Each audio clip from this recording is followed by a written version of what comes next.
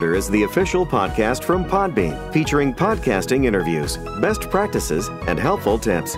We're here to give you the tools, resources, product updates, and news to help you get started podcasting and keep your podcast growing.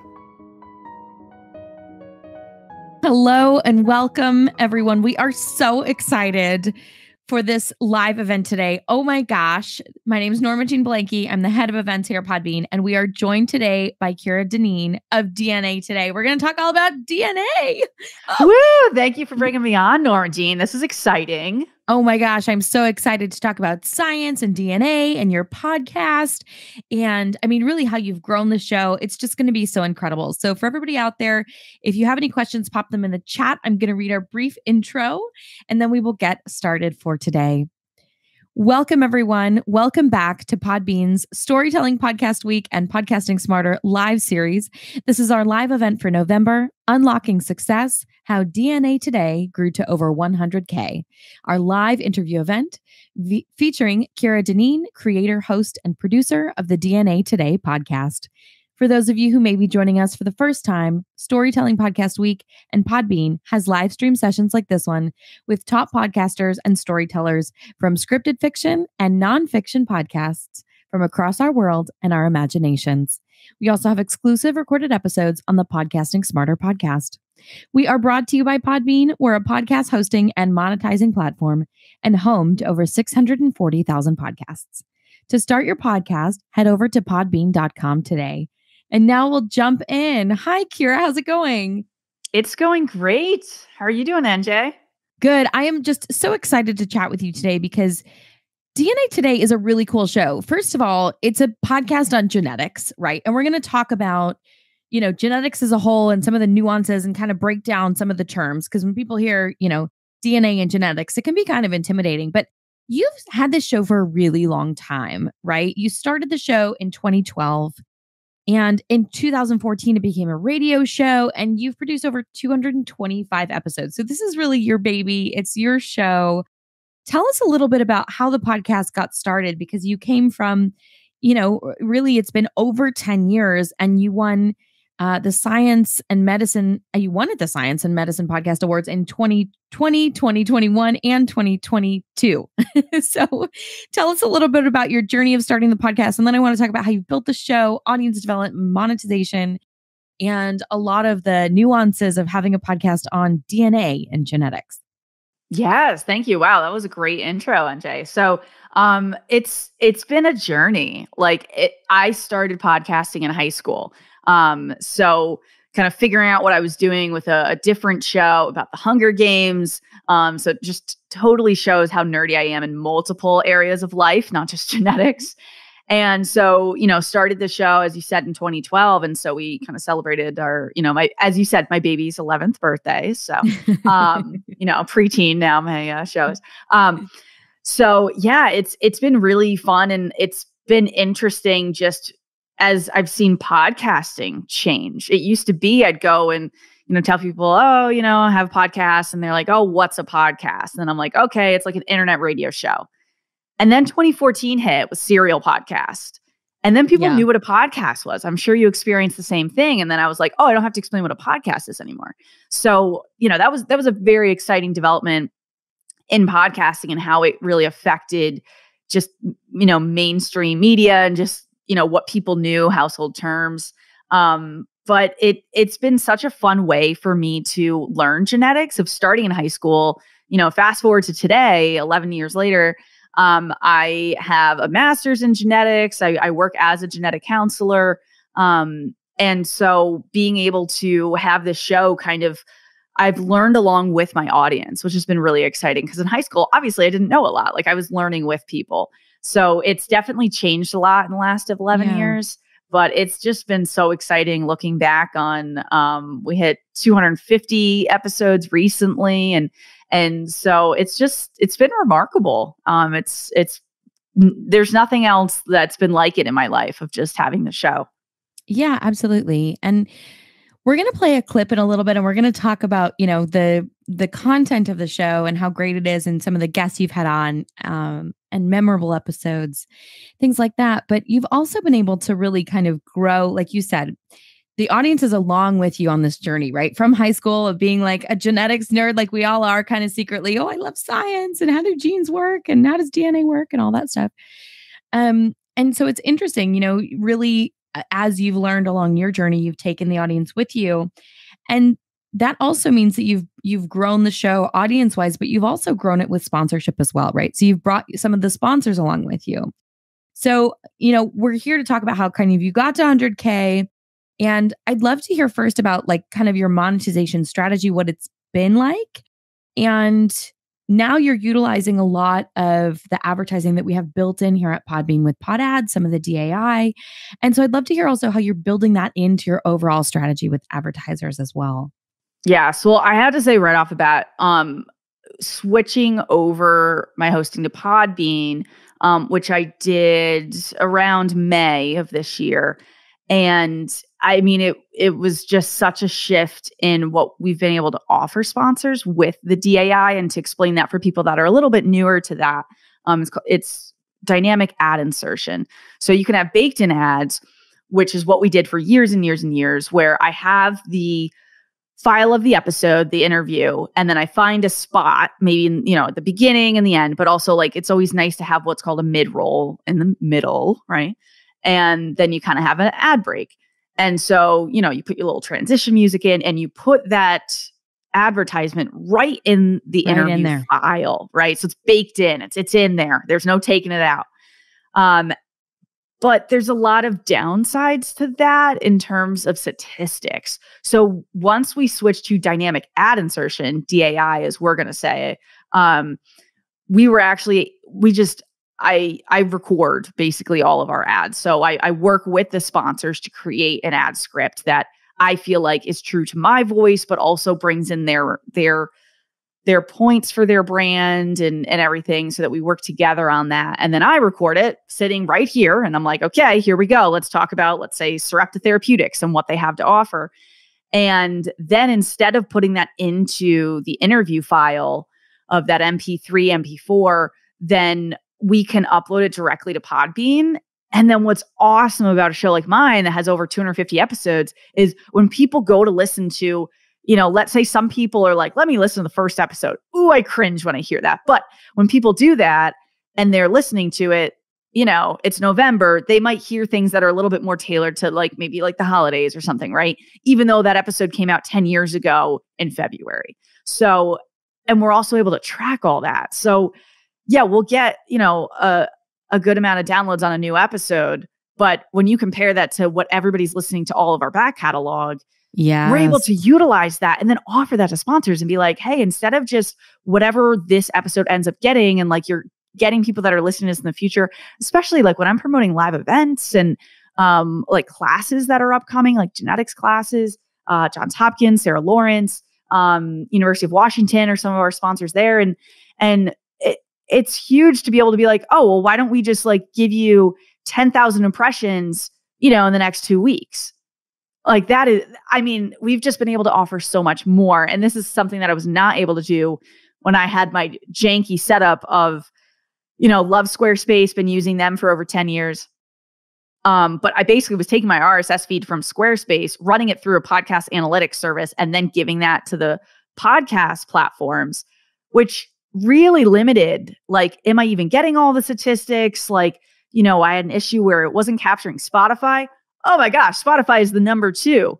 So, Podbean, I've had no issues. And right when I switched over, my downloads went up because then it starts actually accumulating all of them and it's an accurate number. So there's all kinds of things that I've just been so pleased with Podbean. And then you guys reached out to do this. And I was like, oh my gosh, like how much can I talk about how I love it? And you guys are like, we're not going to limit you. Right? Like, let's talk about genetics, but yes, absolutely. Advertising. No. Yes.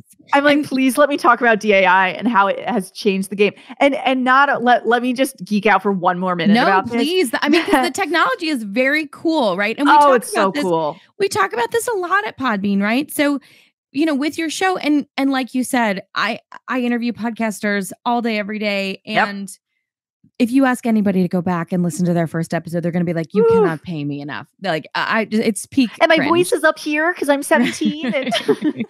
But at the same time, right, your audience is still listening to those episodes. And so when you have that depth of a library within your podcast, right? You have episodes built up. When people like your show, and of course, every podcaster is also a podcast listener. So of course, when you find a show you like, you're going to binge, right? You're going to be like, let me just find That's my weekend right there. Oh, yeah. Yeah. It's like, oh, did I find something I like? This is my personality now. Yeah, 100%.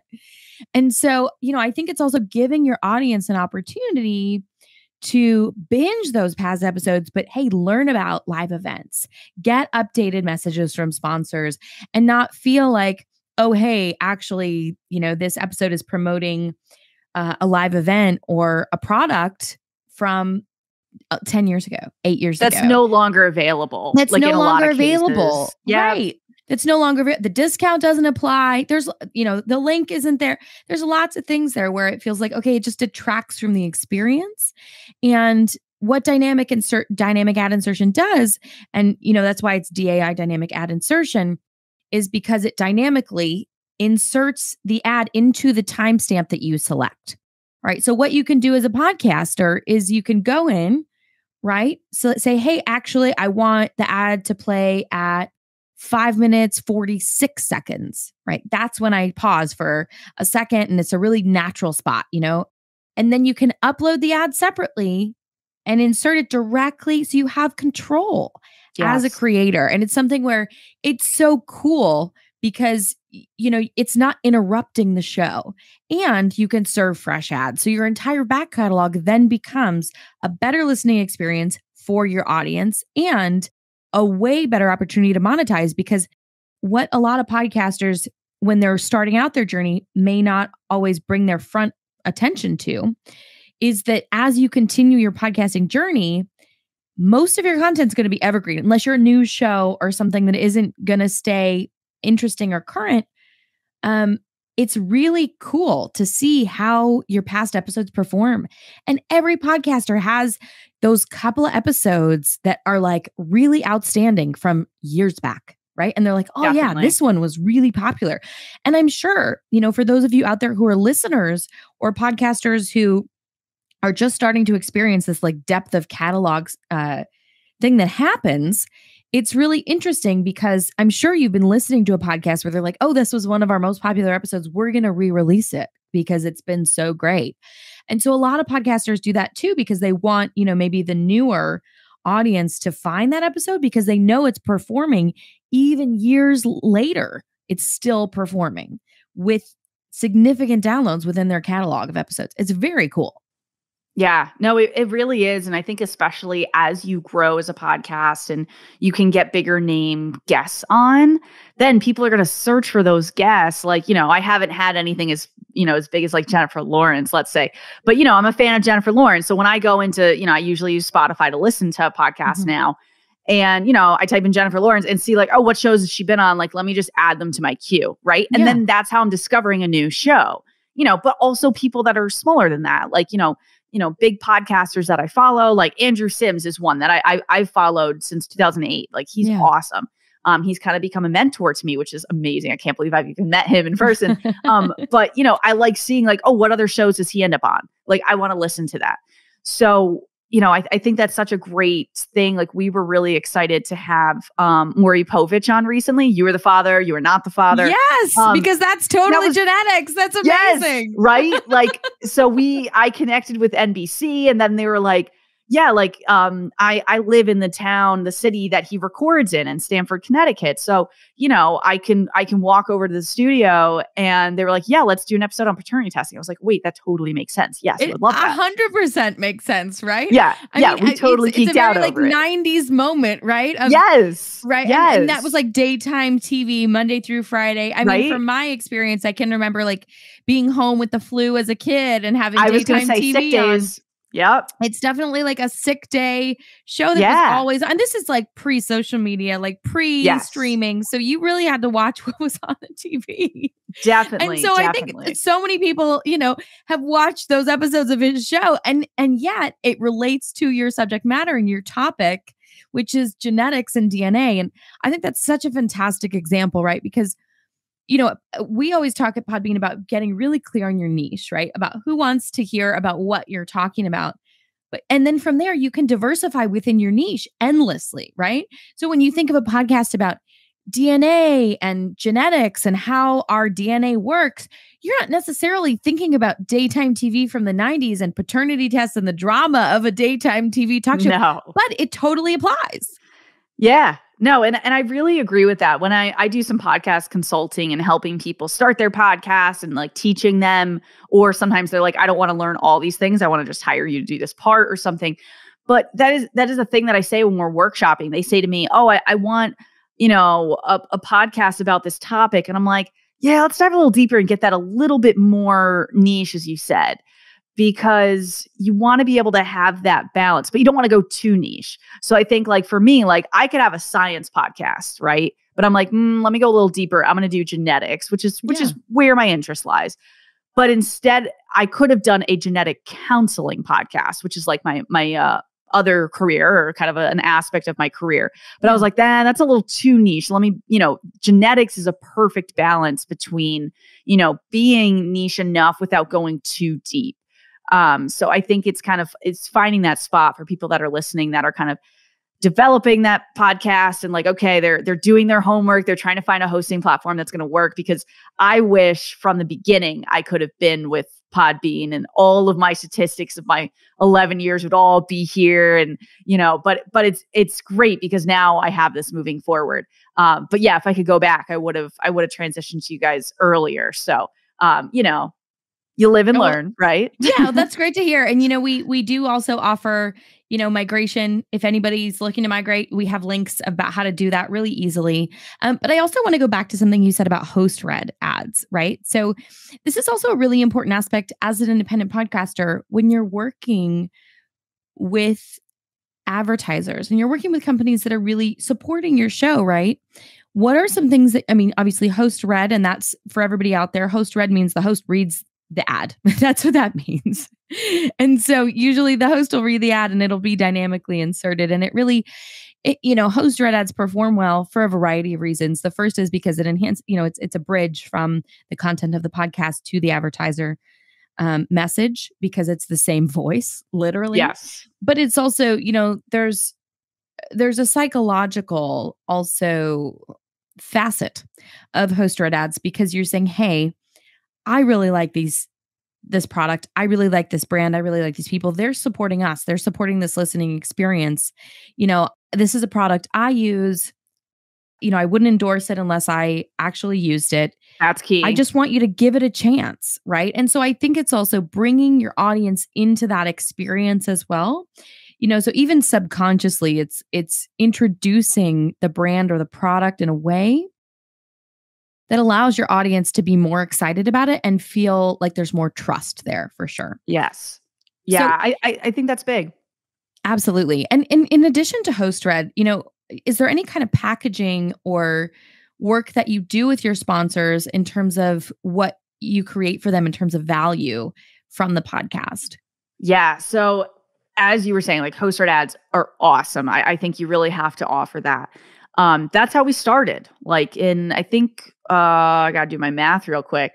Around 2018, I think, is when we started with like monetization. That wasn't my goal at the beginning. My goal at the beginning was meet people in genetics so I can start developing this career of mine. It was a selfish reason.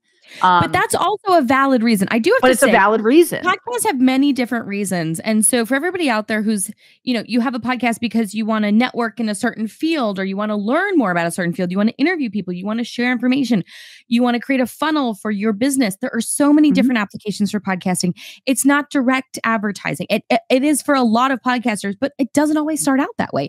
And podcasters, I have to say, we have all these conversations about ads, and at Podbean, we really focus on podcaster education on monetization, because nobody gets into podcasting as a creator to be an expert in podcast ads. You get in because you love creating a podcast about your subject.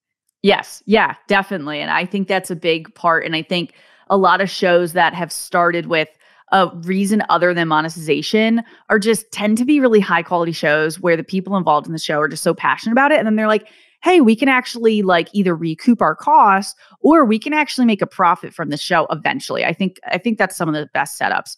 But once we kind of started with the ads, I was like, okay, I presented to an entrepreneur group that I'm in, and, they gave me a little advice of like, you should be offering packages, because we, as you said, right, when you said packages, I'm like, yes, people listening, offer packages. Because then you can really say, how are all the ways that I can introduce your brand to my audience in very natural ways. So one of the things that we also do on the show, it was our next aspect of what are we offering, is to invite people for a full episode interview. So just kind of like this, right? But if we're talking about a topic in genetics, let's say something called whole genome sequencing, where it's a genetic test where we are reading through all of their genetic information, all of their DNA, and analyzing that. So there's many companies that have started offering this, either that you can get through your healthcare provider or that you can spit and send it off in the mail. So, for these kind of shows, I could be like, all right, let's talk about whole genome sequencing and bring you on as the expert and talk about like what we can learn from it, what we can't. And then we kind of sprinkle in how the company is doing that. And like, okay, well, when people order from you guys, like what's different than other companies? And at the end of the show, we'll be like, oh, if you guys actually do want to check it out from them, like let's say it's a direct consumer company, then you can use code DNA Today. We use the same promo code for every single thing. It never changes. That is a great tip. That is a very good tip because people will, if it's the same code, they'll literally, if they can't remember the code, it's hard fine for your sponsors and they're going to lose out and you're going to lose out. And I'm going to lose out. Exactly. And so that's a really great tip, making sure, because sometimes it's, let's say, let's use DNA Today as an example. It could be DNA Today 10, DNA Today Labor Day, DNA Today Happy New Year, DNA Today holidays. Yep. Nobody's going to remember that. No, right? They won't. Make sure you make it as easy for your listeners and for your sponsors as possible. That's a fantastic tip. Yep. Yeah. So it's literally the name of our show. And it's easy to spell. I'm someone that really struggles with spelling, right? I am glad I was born in the era of spell check. But don't do anything that's hard to spell for people like me and easy to remember. It's like, oh, where did I hear this? Oh, it was on DNA Today. Or if you get to a point where people are listening to you enough and you have enough sponsors, you might just be like, oh, maybe DNA Today is a code. They may not even have heard of your ad, right? But they just know you're a leader in the space and they're like, let me just try it. How many times have you been in a checkout thing and you're like, oh yeah, just try a couple. Totally. Summer 10, New Year, like you said, kind of like a lot of the promo codes are similar. New Year's 10 or whatever, right? Exactly. And give me 20. Yeah, I love that idea, especially if you are a leader within your niche and you're interviewing people who obviously have the subject matter expertise, they're sequencing whole genomes. They are the people you want to talk to. So it makes sense to bring them on and to hear how they're doing it and how they're sequencing DNA. It's wild. And so I think it also offers an opportunity for your sponsors to be seen not as a product, but also from a branded standpoint as subject matter experts themselves as well. Yes. And that's huge, especially in my field, right? Like you want to be seen as an expert and be well-spoken and people want to learn about this technology. And so that was our next offer of in this monetization space. And even within that, I can break it down to like, okay, yes, you're coming on the show for an episode and interview. But I break that down and I'm even looking at my sponsor packages right now. Like I say full episode interview, like 25 minutes so that I'm like, I know minimum it's 25. They'll probably be happy. It'll end up being 30. So I do short episodes because it's genetics. I don't think people want to listen more than half an hour. It's a lot of science at once. It's a lot of science. I mean, you break it down. It's super accessible, but also if people want more, they can listen to 2 episodes. You've got 250. Exactly. It's fine. Yeah. We have some special episodes that go an hour or whatever, but and then I say, okay, it's also going to be a video interview. So it's going to be available on YouTube. I'm going to curate interview questions ahead of time that you get to look at. I don't want people to write out their answers. Oh, I cringe when I see that. Bullet points is great, but really like we were even doing prior to going live here of like, hey, we're going to talk about this. And I'm like, okay, can I answer that? Yes, yes, yes. So that's kind of what I'm looking for, but that we're on the same page. Yeah. And then also social media, right? Every podcast. If you don't have social media, get on it. Start doing this as you're listening. but saying, we're going to curate, a clip of the show, and then we're going to be posting that. We're going to tag you. We're going to add you as a collaborator on Instagram, like all these different things, right? So things that you would probably already do for your episodes and for just to promote your show, but include that in the sponsorship packages. They have value. So they can see like, oh, wow, this is everything we're getting out of it. And sometimes I'll have sponsors say, well, is it less if I take these things out? And I'm like, no, it kind of is what it is. Because what, I'm not going to promote their episode? Like, no, like I want to promote their episode.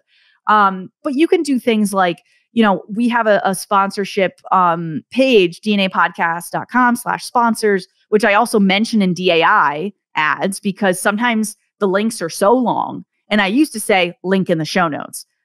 But when you have dynamic ad insertion, you don't know what episode they're listening to.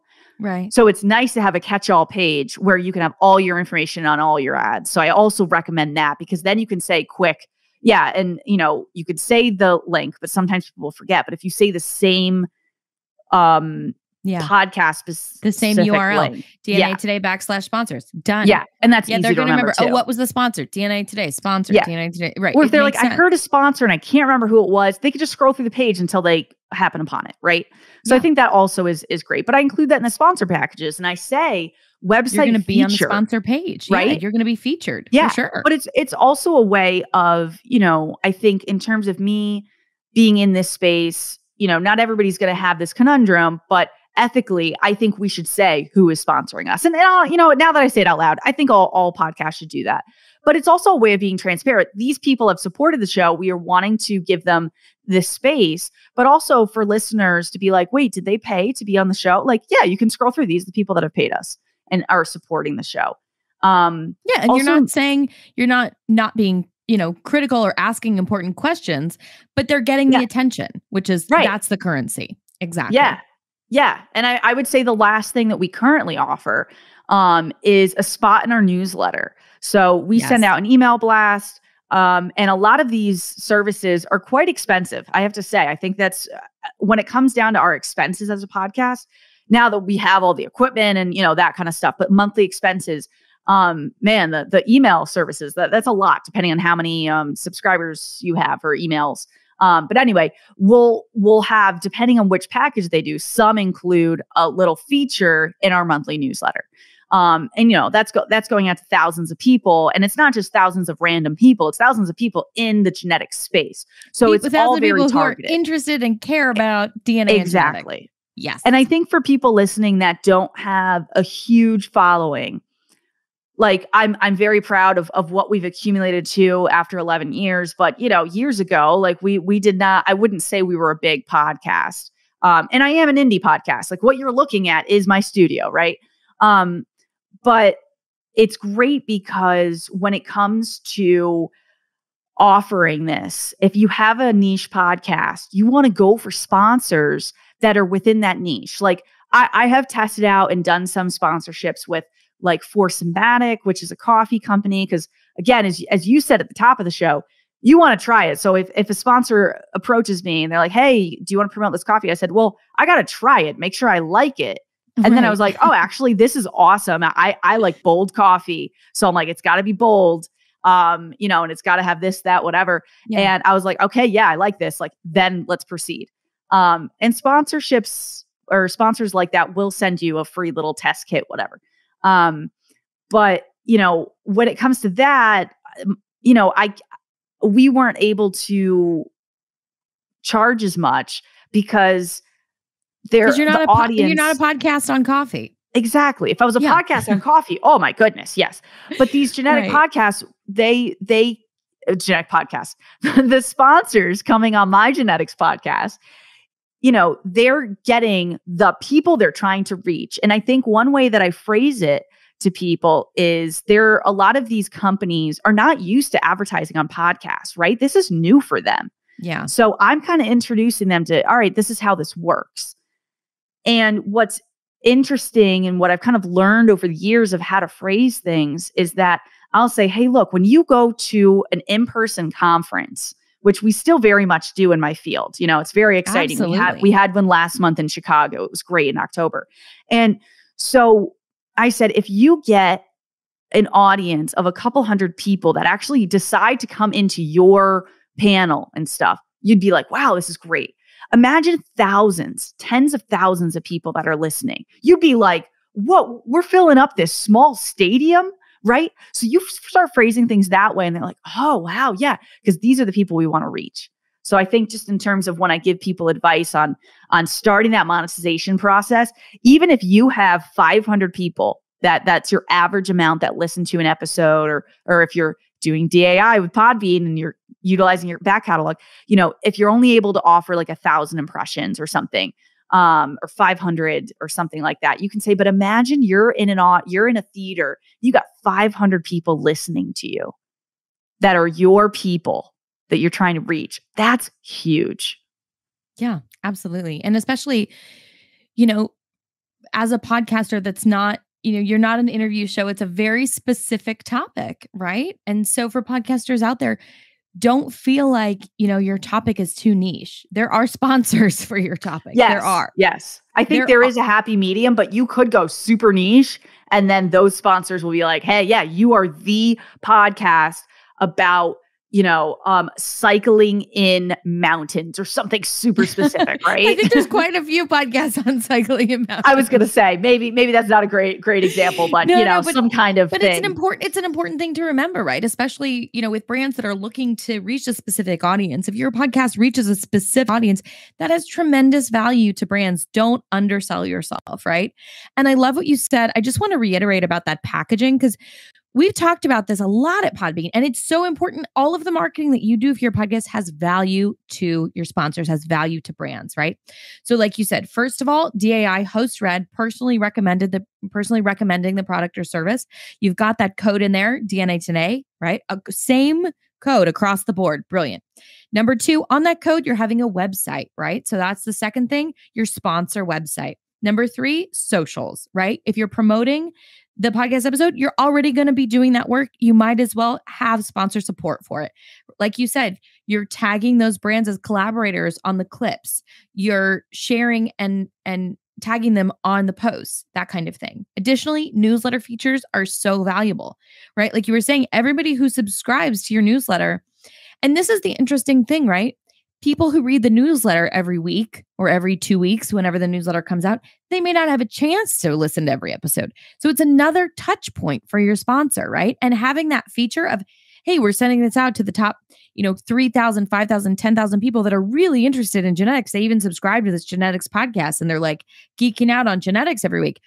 It's important. It's really important for them to have that touch point. So don't underestimate the value that you're providing as a creator in terms of building out those packages, and offer a couple options, right? Like, how many package options do you have? Let me do math. We have 8 different options. Some are just advertisements where they don't have a full episode interview. Yeah. So that's 3 different packages there of just like, do you want, bronze, silver, gold? Right. And then exactly. we have the interview. Exactly. Options. So 3 if you're offering, right, the interview is a whole separate thing. I didn't even get back to that, which is huge value, because not only is the brand and their expertise being featured, but they can repurpose that content. You can also negotiate to give them content afterward. Exactly. They're like, do you mind if I'm like, please. Yes. I was like, you can even edit a clip that I'm not in. Like, go for it. You can edit part a clip of what that you're I'm paying not in. for is the production. You can pay extra for that content. Yeah. They can pay extra to own that content after it's been on your show. Who knows? They might use it in a commercial or something. Like, our CEO had a really good line there that felt so natural because you were interviewing them. And we didn't just stick our CEO in front of the camera and say, hey, read this line. It's not going to come out as good, especially for someone that's not in broadcasting. Exactly. So it's a really important point. And content creators talk about this, right? There is value. If they had to create that kind of content themselves, it would cost thousands and thousands and thousands of dollars, right? They'd have to hire a video crew. They'd have to have someone produce it. They'd have to hire their own host. And you're offering them that value. So if you're going to provide them with some of that content afterward, package that up, right? Package that with an ad, package that with a newsletter feature, package that with social media promo, package that with a code, package that with a website sponsor feature. These are all really important things that you can, and like you said, you have 8 packages, 3 of them are just purely ads. You can mix and match and find the right fit for your advertisers, for sure. And you can say, hey, if you're buying 3 packages, we're going to give you X% off or something. Or, hey, you've been a sponsor for a long time. Like some people have been sponsoring us for years and years. Yeah. And it's like, thank you. Like if it wasn't for you kind of giving us a start, because honestly, landing the first sponsor is the hardest. It's the hardest. Once you get that first couple, then it just kind of starts rolling and it's like, whoa. So, and it's just so exciting. And I think the other thing that I know we're saying social media in a clip of the show, also giveaways. So we do giveaways all the time on the show and listeners love it. Yep. And then and obviously we have all entered a social media giveaway, right? You're not listening to this live stream without being involved in social. So, you're tagging friends and all that. You're sharing it on your stories. You're retweeting it or whatever we're saying now that it's called X. So, all this stuff, but a giveaway, especially if you are holding the product and your face is in it, because I've tested this. We do a lot of book giveaways, right? Shocking, right? Lots of book giveaways. There's some of them right back there. On genetics, yeah. Yes, right? So we got lots of books. So, I've done ones where I just kind of like take a picture of the book, like, sitting on my desk, right? Versus me just holding it up. A human face with that giveaway, it just does so much better. I don't think it's my face particularly. I really don't. I think but it's like, hey, I'm holding this human book. Face. You could be holding this book. Yeah, like, hey, here's this book that I love. You exactly, yes. exactly. Yeah. So a nice little selfie with a book. Even if you're doing a giveaway for a book or something, and you don't physically own that book because maybe you read it as an ebook or audiobook or something, right? Because we're all audio nerds. I've just gone to my local library, found the book, took a little selfie in the library. And then boom, done. And then that's going to be our giveaway because I'm never going to hold the physical book because we're sending it directly to the winners. But there's just so many little workarounds and things that you learn over time. But yeah, I think the DAI has not only helped with how much we can offer sponsors, but even on the back end for my team, we no longer have to be like, okay, well, what ads are we doing this week? Putting them in. Oh, they've got to be approved by Thursday at noon so I can get them in. Our show comes out every Friday around 5 a.m. Eastern. So there's no more of that. Oh, once it's approved, I record it, I upload it to the Podbean server. Boom, done. It's just boom. So I have to say, for someone that does I work on a lot of different podcasts. This is my main show, but man, has my life gotten easier. It's just so much better. My goodness. Yeah, absolutely. And it's something where you can create campaigns with specific time periods, right? And that's been awesome. Yeah, you don't have to upload your episode when you're uploading the ad. It is totally different. Yeah, you can select which episodes you want the podcast to run. You can select when you want it to. I mean, honestly, the customization is fantastic. And if you're working with your entire back catalog, and as a podcaster, you're going to grow, right? We always tell our podcasters as a Podbean, right? Just start, because wherever you are, you're going to get better, right? However many episodes you have now, you're going to have more. Whatever production quality you have now, it's only going to improve, right? So you just have to keep going on your journey. But as you accumulate those episodes, they're not worthless. They continually provide revenue. Oh, it's crazy. Like even on, we also record all of our episodes with video, as you guys kind of do. And so we upload that to YouTube. So that's kind of a little separate. And I'm sure things are going to change a lot in the YouTube space in terms of like podcasting and everything. Mm-hmm. But it's great because I have an episode from when I recorded when I was back in high school. So it was like 2012. And it's me talking about a very specific genetic test that you could do in a lab. And I guess there must not be a lot of content on that because it's very specific. But that is still our number one viewed thing on YouTube. And it's just an audiogram. So you don't even see my face, right? It's just our logo basically. And the audio thrown on top of it. And it's like, 10 minutes long. And it's me talking about this thing. I'm like, so I recently re-listened to it. I'm like, I got to make sure this is still accurate because so many people are listening, to this YouTube video.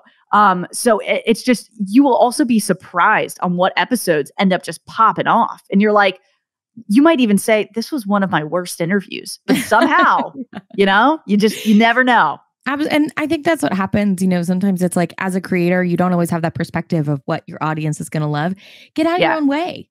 It's really important to just, trust that you've put all your ducks in a row and that there's going to be episodes out there where you're like, oh, that one. And it's going to be a total audience favorite. So it's important to trust the process in that regard as well. And I did want to ask you also in terms of like, how genetics and DNA research has evolved in the past 11 years. I mean, first of all, what has that been like on your journey as a podcaster, kind of bringing the audience with you? But as, new things are developed, I mean, even now, I think there's correct me if I'm wrong here, but there's like AI, doing whole genome sequencing as well. Like, I think we'll get there. Yeah. Like it's really crazy. Cause I mean, the DNA it's an incredible amount of information, right? It's like one person's DNA is it's insane. Yeah. And so billions of letters. Yeah. Right. It would take one human maybe a lifetime to get through one. Like it's really wild, this is not real math, but it's overwhelming. Yeah. Oh, no, you're right. You're right. Yes, you're right on it. And so as the research has evolved, like how, what has that been like as a creator in terms of sharing that information and educating? There's such a large education component to the podcast as well. Yes, it definitely is. And I think one of as an example, something called CRISPR has been huge. And basically the big papers on CRISPR came out in 2012. So right as we started the show. And you fast forward to today, and it's not like back then we kind of were discovering this thing. And basically it's something that naturally exists in bacteria. And it's a way for bacteria to have an immune system like we do. But the way that they do it is basically when a virus comes into the bacteria, they chop up the virus's DNA, and then they kind of keep some of it to remind themselves. So when they come across that virus again, they'll be like, hey, I remember you. You're a bad guy. And then they'll be bacteria is inoculating themselves against viruses. Basically. And so the way that they chop up the DNA and they put it into their own is this crazy mechanism where once we discovered it, scientists like Jennifer Doudna and a bunch of other amazing scientists that I hope someday to interview on the podcast, basically discovered this and not just discovered it, but kind of adapted it into a technology that we could use so we could edit our own genetics. So genetic editing now is what I'm talking about with CRISPR. And so from 2012 of these major papers that came out to today, now we have clinical trials where we're actually using this technology to try to cure genetic conditions. So me just seeing first, directly, how this has changed over the years has been so cool. And I will continue to, right? I'm relatively young. I'm in my late 20s. So I've got a hell of a long career ahead of me where I'm just going to be able to see so many changes. And how cool is it that I get to document it on this show that, I can go back and say, hey, back in 2040, we talked about this. Now in 2050, this is available. And we're going to talk to a patient that has actually used this and has been cured from the genetic condition that they were born with. That is so cool. And when you talk about editing DNA for everybody out there, can you just break that down? Yeah. Let's talk about that. So basically what that means is, let's say a condition like cystic fibrosis. So I don't know if you've heard of this condition, but you are born with this condition, and it mostly affects your lungs and your GI system, where your lungs, we have a little bit of basically mucus in there, and that's normal. And we have these little hairs on our cells that help us, basically when we cough, to get that out, right? So when you're sick, you're feeling it, you're coughing it out, right? People with cystic fibrosis, they're those little the mucus is much, much thicker. And so it accumulates in the lungs. And so, you got to get that out. But because of that, it's a breeding ground for bacteria and other things. So theoretically, this is now still in theoretics, right? Yeah.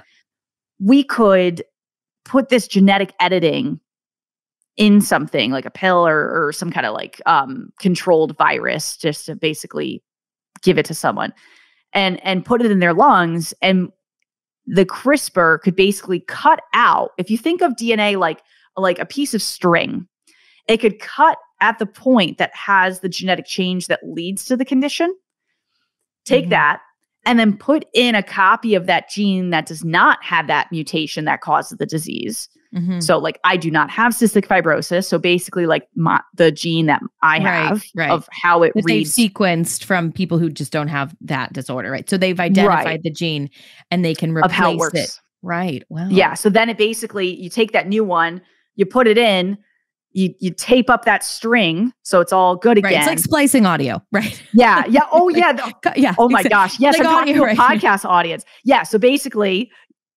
splice it out. You're taking your segment out of someone coughing. You take that out and you put in some, silence or something. Right. So yes. Yeah, that's exactly how it works. And so we're already using it for like cystic fibrosis is something that I think in the near future we'll use it for, but we're already using it for other conditions in this clinical trial. So it's remarkable what we are able to do and what we will be able to do with this technology. It is game changing, and not just in medicine, which is already a huge area, right? Yeah. Not just in medicine and healthcare, but even things like agriculture of like, this tomato keeps freezing. Let's put in a gene from a fish that swims in super Arctic waters, and that gene kind of prevents their blood from freezing or something. Let's put that in the tomato. We've already done things like that because we can put genes in, but taking out a little snippet and putting in the quote unquote correct snippet so that it works, that's what's new. Wow. That's phenomenal. And I want to play a clip of the show, which we'll do in a little bit, but because it's kind of, it flows directly into this next question of how do you stay up to date on like all of the cool things that are happening in genetics and DNA? Because, like you're taking your listeners on this journey. It's been, a 11-year journey, right? Yeah. Sorry, I just had to do that math again in my head. But you're talking about cutting edge stuff as it happens, and genetics is like, it's one of those things that in our lifetime, we're going to see incredible changes, right? And things are happening at an exponential pace, right? There's giant leaps in terms of the research and what we're seeing and what's possible. So how do you keep up to date to share what's going on with your listeners, but, to get different guests? Do you read scientific journals? What's your process? Yeah, so a lot of it is my homepage is genomeweb.com. So that helps. It's basically the genetic news and a lot of industry genetic news. So shout out to them for keeping me updated. Definitely reading through things like the Journal of Genetic Counseling and, other publications, attending and listening to other webinars and podcasts. But honestly, just interviewing as many people as I do, I am learning as I'm interviewing. Sometimes if I'm doing an interview that's very much in my genetic space, then I'm like, okay, like most of this is familiar, at least to me. Yeah. But if I'm interviewing someone that, like, for instance, I don't work in cancer. If I'm interviewing someone in cancer, I'm learning, like I know the basics, but a lot of it I'm just learning through the show. But yeah, and I'm an avid reader, so I'm always reading new genetic books. And then I'm like, I wonder if I can get the author on the show and geek out over that. That's my favorite, when I get to read a book, highlight, make notes, and then they get to come on the show and I get to be like, I loved this book. Look at all my highlights, So I think it's just kind of just immersing myself in the field and, and being okay, like on the show, like it's actually exciting when I don't know something. I'm like, wait, I don't understand what you're saying. Like, explain that more. And because I know if I'm wondering, break it down for the listener as well, right? It really helps kind of make the subject matter approachable. And a part of what the show has done is not just make the subject matter of genetics approachable, but to make genetics as a field approachable, right? And in terms of making genetics as a career, what that looks like, how to break it down, how people can apply. So I want to play this clip next, which is from the show, and it's a very cool clip. You were recording, I believe, at NBC, which is a huge deal. And part of the educational component is that you kind of really show what the path looks like, not just to learn about genetics, but to work in the field as well, to open it up to women in STEM and people who are underrepresented. So let's play that clip. Just the emotional part, I think, can be a lot because it's a long application cycle with everything. It was nice having someone that gets it too. Like Kira was my person that I could text. Like when I was having a good day, bad day, like I texted her after like every interview invitation, then after every interview, and then like thinking through my rank list. Like Kira was my sounding board throughout this whole process. So having someone that's been through the process and knows what you're going through, because my parents were just like, oh, you're they couldn't even keep track of it. And they're like, where are you going? What are you doing? And I'm like, Kira gets it. Yeah. So there is this really cool thing that's probably happened, right? There's people who probably, found the podcast a few years ago and didn't know that much about genetics and wanted to study it. And you've really been able to help other people find the field as well. Yeah, it's so heartwarming. And that's when I'm like, that's what I'm doing the show for. When people email in, they're like, hey, I'm listening to your show and I'm trying to become a genetic counselor, which is, my title in the field. And they're like, or they have what we call matched to a genetic counseling program, which is a master's level program. And they're like, hey, your show helped me get in. And I'm just like, that is so awesome. Cool. Yeah, we've done a lot of episodes. And the person that you saw talking there is Corinne Marlino. And she's our communications lead at DNA Today. And so it was so awesome to be her mentor on that journey. And then, huge thank you to NBC Universal Stanford Studios for having us and being able to record there. They are awesome. If you're in the New York City area and you're like, I want to start a podcast, but I want super high production value. And you're a little like, I don't know about buying stuff or this or that. And you can do an in-person interview, highly, highly recommend them. Feel free to reach out to me for a personal introduction to them. But yeah, they are just phenomenal. And I'm actually using the same mic as they use over there. The Shure mic as you're using as well over there. Yeah, we're friends with Shure. Well, Kira, it's just been such a pleasure.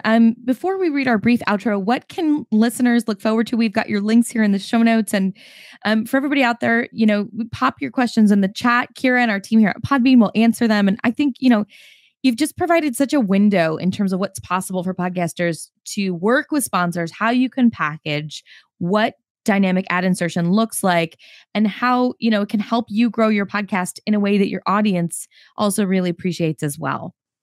Yes. Yeah, definitely. Well, I think a lot that we have coming up on the show is just more exciting interviews. As you can see, our show is interview based, and we have a lot of exciting episodes, like more recordings at NBC, which is great.